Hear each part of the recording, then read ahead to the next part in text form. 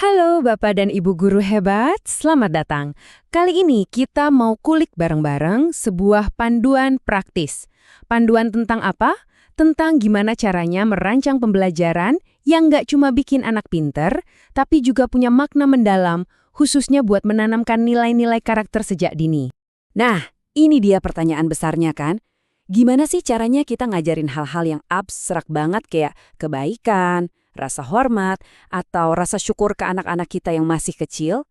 Mengubah konsep gede ini jadi sesuatu yang bisa mereka klik dan rasain. Ya, ini dia inti yang bakal kita bahas tuntas. Kunci utamanya tuh ini, ngebangun karakter itu bukan proyek sekali jadi yang langsung selesai. Bukan, ini lebih mirip siklus, sebuah putaran yang jalan terus-menerus dan butuh perenungan. Proses yang berkelanjutan, di mana setiap langkahnya nyambung dan saling menguatkan. Oke, kita bedah ya. Jadi, fondasi dari semua ini tuh sebenarnya 3 langkah simple tapi wah kuat banget.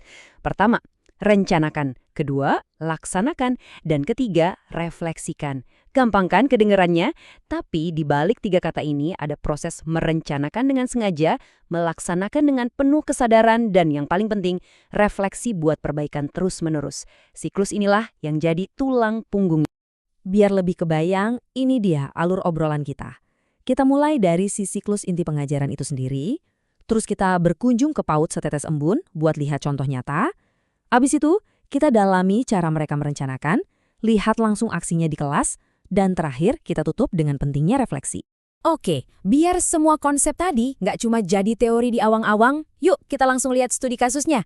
Kita kenalan sama sebuah PAUD fiktif yang keren banget. Namanya PAUD Setetes Embun. Coba deh bayangin, kita lagi ada di PAUD Setetes Embun. Sekolah ini ada di tengah kota yang beragam banget. Murid-muridnya datang dari latar belakang suku, budaya, dan agama yang beda-beda. Nah, lingkungan yang kaya kayak gini nih, yang jadi kanvas sempurna buat melukis pembelajaran karakter. Nah, yang bikin sekolah ini keren itu ada di sini. Visi dan misi mereka itu benar-benar jadi kompas arah. Visinya jelas, mau membentuk generasi yang beretika, peduli, dan bergotong royong. Dan ini nggak berhenti di visi aja, tapi langsung diturunin jadi misi-misi yang konkret. Mulai dari menanamkan nilai agama, sampai membina karakter baik. Jelas banget tujuannya.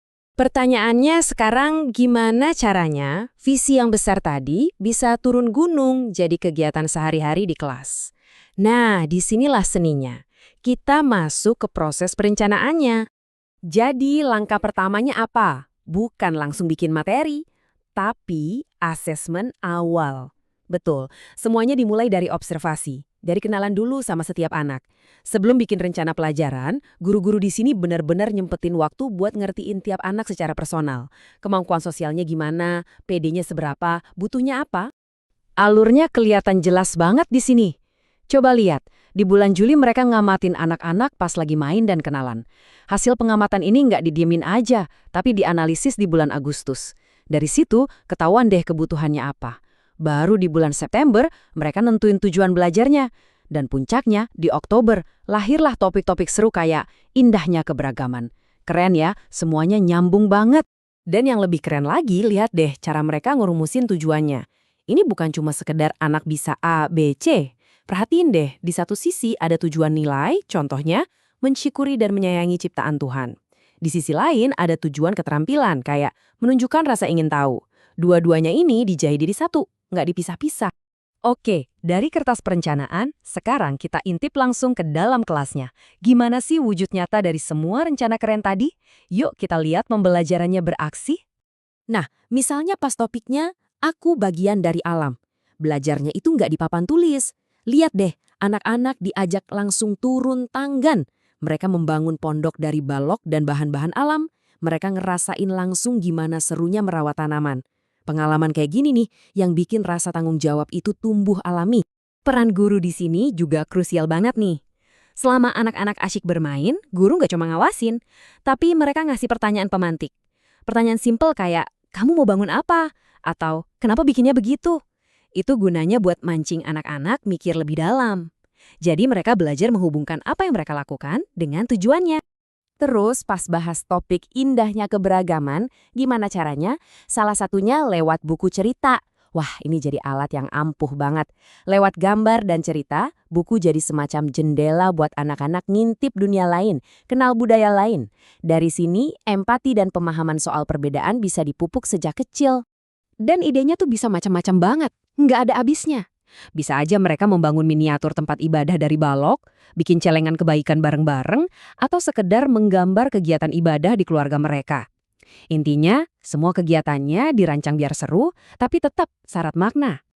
Oke, kita udah lihat bagian perencanaan dan pelaksanaannya. Sekarang kita sampai di langkah terakhir, tapi bisa dibilang ini justru yang paling krusial dalam siklusnya, yaitu refleksi.